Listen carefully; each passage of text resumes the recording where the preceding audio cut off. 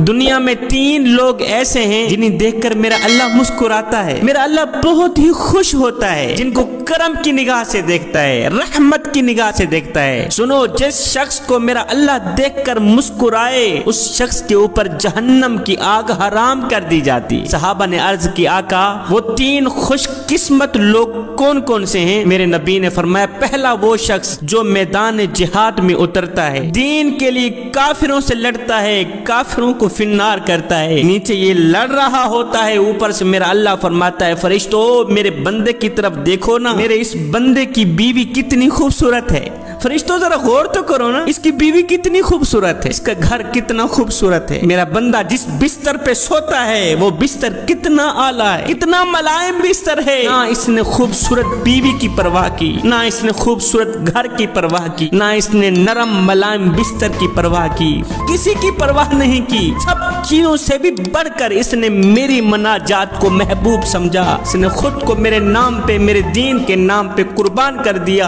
अपनी जवानी को, अपने खून को, अपनी जिंदगी को मेरे नाम पे कुर्बान कर दिया। अगर ये चाहता खूबसूरत घर के अंदर खूबसूरत बीवी के साथ नरम मुलायम बिस्तर के ऊपर सोया ही रहता, इसे कौन उठाने वाला था? मेरे नबी ने फरमाया, दूसरा वो शख्स जो किसी काफिले के साथ सफर को जा रहा हो, सफर करते करते काफिला थक जाए, जाते जाते थक जाए। अब काफिले वाले एक दूसरे से मशावरत करें, क्यों ना थोड़ी देर के लिए यहाँ सुकून कर ले, नींद कर ले। बिलफर्ज सारे काफिले वाले थकावट की वजह से सो जाते हैं। जब रात का दूसरा पहर आता है तो उन तमाम काफिले वालों में से एक शख्स उठता है, वो तहारत करता है, वुजू करता है, मसल्ला बिछाता है, अल्लाह के हुजूर खड़ा हो जाता है। मुसाफिर ये भी है, सफर इसने भी किया, थकावट इसको भी है, नींद इसे भी आई है, लेकिन इन तमाम चीजों के बावजूद कि अल्लाह की मुनाजात को महबूब समझता है।